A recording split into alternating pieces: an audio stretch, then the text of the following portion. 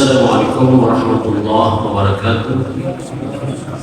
Alhamdulillah nahmaduhu wa nasta'inuhu wa nastaghfiruh wa na'udzu billahi min shururi anfusina wa min sayyiati a'malina may yahdihillahu fala mudilla lahu wa may yudlilhu fala hadiya lahu. Asyhadu an la ilaha illallah wahdahu la syarika lahu wa asyhadu anna Muhammadan abduhu wa rasuluh. Allahumma salli wa sallim ala sayyidina wa nabiyyina Muhammad wa ala alihi wa sahbihi ajma'in. Rabbi shrah li sadri wa yassir li amri wahlul 'uqdatam min lisani yafqahu qawli. Subhanaka la 'ilma lana illa ma 'allamtana innaka antal 'alimul hakim. La hawla wa la quwwata illa billahil 'aliyyil 'azim. Amma ba'd.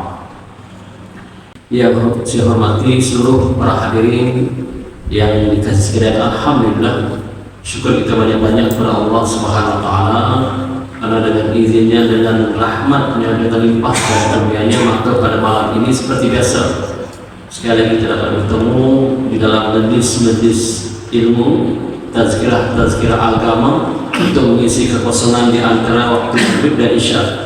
Dan alhamdulillah Allah Subhanahu wa taala masih panjangkan umur kita. Allah Subhanahu wa taala masih kita diberi kebenaran untuk menghirup udara di atas muka bumi ini, yang mana tonton para hadirin yang sekalian ramai di kalangan keluarga kita, rakan-rakan kita yang telah pergi ke rahmatullah, pergi tak kembali menemui Allah Rabbul Alamin. Dan kadang-kadang manusia ini ada yang bertepus lumus untuk mengelak daripada kena penyakit, untuk mengelak daripada sakit dengan bermacam-macam makan ubat-ubat dan juga herba-herba ataupun produk kesehatan untuk sihat. Ya, tetapi malamnya dengan izin Allah SWT, kalau sudah sampai masanya, sudah sampai ketikanya Allah menyebut kita, ya, maka walaupun kita berusaha untuk tidak sakit, tapi kadang-kadang ada yang meninggal dunia tidak perlu sakit, dia meninggal dunia. Ada pula orang yang sakit, bahkan sudah lama sakit, terlantar di atas katil, sama ada di hospital ataupun di rumah, tapi masih panjang umurnya, tak mati-mati. Inilah dikatakan ketentuan Allah. Benar, banyak sekali kita lihat ada yang siangnya bergembira, happy go lucky, tetapi pada malamnya meninggal dunia. Ada yang pada malamnya sempat berbincang-bincang pasal perniagaan, pasal bisnis, tetapi pada siang harinya meninggal dunia. Inilah dikatakan ajal maut itu di tangan Allah SWT. Ya, pada malam ini insyaallah dia punya kuliah bertajuk tentang hal-hal kematian, dan di ujung nanti kita akan ceritakan bab jenis-jenis mati syahid. Ya, mati syahid itu ada berapa bahagian, kita akan bincangkan pada malam insyaallah. Ada satu hadis yang diriwayatkan oleh Abu Hurairah radhiyallahu anhu, menyebutkan Rasulullah sallallahu alaihi wasallam telah bersabda. Kata Rasulullah dalam satu hadis qudsi, ini hadis qudsi, sungguhnya Allah Ta'ala berfirman dalam satu hadis qudsi, siapa yang memusuhi waliku, maka sesungguhnya aku izinkan dia diperangi, dan tiadalah sesuatu yang mendekatkan seseorang hambaku kepadaku yang lebih aku sukai dengan dia, melainkan sesuatu kefarduan yang aku fardukan ke atasnya. Dan sentiasalah seseorang hambaku mendekatiku dengan melakukan amalan-amalan sunnah sehingga aku mengasihinya. Apabila aku mengasihinya, maka akulah yang akan menjadi sebagai telinganya yang dipasanginya untuk mendengar, dan akulah sebagai matanya yang diperguna untuk melihat, tangannya yang dihayun untuk bekerja, dan kakinya dikayu untuk berjalan. Dan seandainya dia meminta, aku akan perkenankan, dan seandainya dia meminta perlindungan padaku, aku pasti akan memperlindunginya. Ya, dalam hadis qudsi yang panjang lah, sebagian ayat bahasa Arab kita tak baca, sambungannya lagi, dan tidaklah aku teragak-agak untuk bertindak terhadap suatu perkara sebagaimana tidak teragaknya aku mencabut nyawa hambaku yang beriman, di mana dia membenci maut, sedangkan aku pula tidaklah gemar menyakitinya. Hadis sahih riwayat Imam Al-Bukhari. Di penghujung hadis ini kata Allah dalam satu hadis qudsi, ya, kata Allah, dan tidaklah aku teragak-agak untuk bertindak terhadap suatu perkara sebagaimana tidak teragaknya aku mencabut nyawa hambaku. Maknanya, kalau sampai masa kita, ajal kita, walaupun sesaat, Allah tidak teragak-agak untuk mencabutnya, ya, untuk mencabut nyawa hamba-hamba Allah. Cuma yang kita bimbang, ya, dalam satu riwayat, yaitu kehadiran syaitan. Kehadiran syaitan ketika maut mendatangi kita semua, termasuk saya lah, ini yang terisau, kehadiran syaitan. Sebab syaitan ini tidak mau kita mati dalam keadaan beriman. Syaitan ini tidak mau kita mati selamat dan masuk syurga. Syaitan mau kita mati dalam keadaan kufur dan ada kawannya besok sama-sama di dalam api neraka. Syaitan, ya, jadi sebab itu syaitan amat gemar untuk hadir di sisi seseorang dikala dia hampir mati, bagi menutupkan hidupnya dengan keburukan. Sampai mati pun syaitan ini tidak berputus asa menggoda kita, tuan-tuan, sampai kita mau mati, hidup dan sampai mati, sampai sakaratul maut pun syaitan datang menghadirkan dirinya, ya, sebab dia mau kita mati dalam keburukan, kefasikan dan kedurhakaan, yaitu sebagaimana keadaannya sangat gemar untuk hadir di sisi seseorang dikala dia melakukan amal-amalan dan ingin menyesatkannya. Ada satu hadis dari Jabir bin Abdullah radhiyallahu anhu bahwa Rasulullah SAW, ya, telah bersabda, inna syaitan yahduru ahadukum inda kulli syai'in min sya'nihi hatta yahduruhu inda ta'ami fa idza saqatat min ahadikum laqmatu bal yumti ma kana biha min adha summa yaqulaha wa la yad'uha li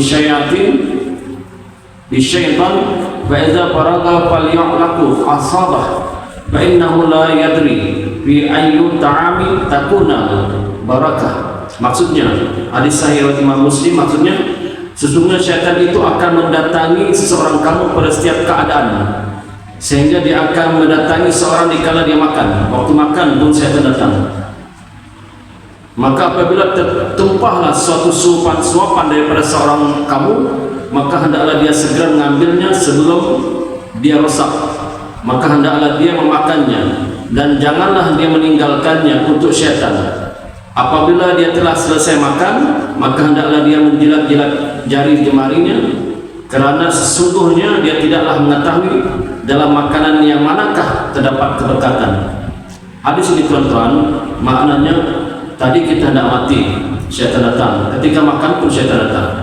Jadi kalau ada tertumpah makanan, contoh tertumpah dari makanan dari pinggan kita dulu, cepat kita ambil, cepat dan makan. Jangan bagi can syaitan makan. Sebab setelah kita baca doa, lalu kita baca doa, baca bismillah, kan, maka syaitan susah menumpang. Sebab itu kita disunatkan basuh tangan dan baca doa. Orang yang tidak baca doa, tidak membasuh tangan, maka syaitan sangat gemar menumpang dia makan tanpa kita lihat. Jadi andai kata kita sudah baca doa, baca bismillah, basuh tangan, tertumpah makanan yang kita masih boleh makan lah, yang pokok jalan. Contoh makan terpelanting ayam goreng, contoh, maka ambil cepat-cepat, jangan biarkan lama, sebab syaitan akan ambil. Tetapi kalau air itu tumpah, itu tidak boleh lah, kan, nanti air tumpah akan kita menjilat kurang begitu. Itu dah maksudnya paham lah yang boleh kita ambil, kan. Kadang-kadang kita makan terpelanting ayam goreng itu, ambil cepat-cepat, jangan malu, sebab kalau kita ambil syaitan makan, biar syaitan lapar, peduli situ dia, kan, suka mengganggu kita, makan diganggu, tidur diganggu, sembahyang diganggu. Bukti selain diganggu kita tidak khusyuk lah. Allahu Akbar dibisik-bisikkan, hayalan, panggil hayalan, ya, di kepala kita, hayalan macam-macam. Kalau sembahyang berjamaah bagus, kita ikut imam, dan imam tidak salah, kita pun tidak salah. Tapi kalau sembahyang sendiri-sendiri masalahnya, kadang-kadang kita lupa rakaat. Rakaat 2, rakaat ketiga kan? Keempat kan sekali, ketiga ke keempat kalau sendiri-sendiri. Sebab itu bagus afdal sembahyang berjemaah. Ya, tuan-tuan. Kemudian dikala maut datang, orang-orang kafir yang menghadapi kematian akan meminta kembali ke dunia. Orang-orang kafir, orang yang munafik, dia akan meminta kembali ke dunia. Bahkan orang Islam yang derhaka pun minta kembali ke dunia. Ini dalam satu ayat Quran disebut, hatta idza jaa ahadukumul maut qala rabbirji'un. Qala rabbirji'un. Demikian kan orang kafir, hingga apabila seorang mereka didatangi kematian, dia berkata, wahai Tuhanku, kembalikan aku. Wahai Tuhanku, kembalikan aku, agar aku berbuat baik dalam perkara yang telah aku lalaikan, walaupun sekejap. Ya Allah, kembalikan aku, walaupun sekejap, kembalikan aku ya Allah. Rabbirji'un. Setelah kita mati ini, bila kita mati, fakasyafna kalau kita nampak alam gaib yang belum pernah kita nampak selama ini, termasuk malaikatul maut yang kita tidak pernah melihat wajahnya, kita nampak. Amal tidak ada, semua tidak ada. Rabbirji'un, wahai Tuhanku, ya, kembalikan aku ke dunia, kembalikan aku ke dunia. Kata malaikat, no way, tidak ada lagi boleh kembali. Siapa suruh kamu dulu tidak mau beribadat? Siapa suruh kamu dulu tidak mau berzikir? Siapa suruh dulu kamu tidak mau baca Quran? Sekarang baru kau minta, sudah terlambat. Nah, penyesalan yang tak sudah. Kalau dia Islam, dia cuma berdosa besar, tapi Islam masih ada iman, ada harapan bagus. Masuk neraka dulu sebab dia banyak berdosa. Habis disiksa di neraka, setelah selesai disiksa, semua habis, akan lambat laun akan masuk ke syurga. Tapi yang malangnya kalau dia orang munafikun. Innal munafiqi fi darki asfali minan nar. Orang munafik itu akan masuk ke dalam jurang neraka yang paling dalam, lebih dalam dari orang kafir. Karena dia yudhirul Islam wa yubtinul kufra, menzahirkan suasana Islam tapi menyembunyikan kekufuran di hatinya. Ini bahaya, teman-teman. Ya, jadi kita minta sama-sama kepada Allah, kita minta supaya kita ini mati dalam keadaan beriman, dan satu lagi kita minta kepada Allah supaya kita mati syahid.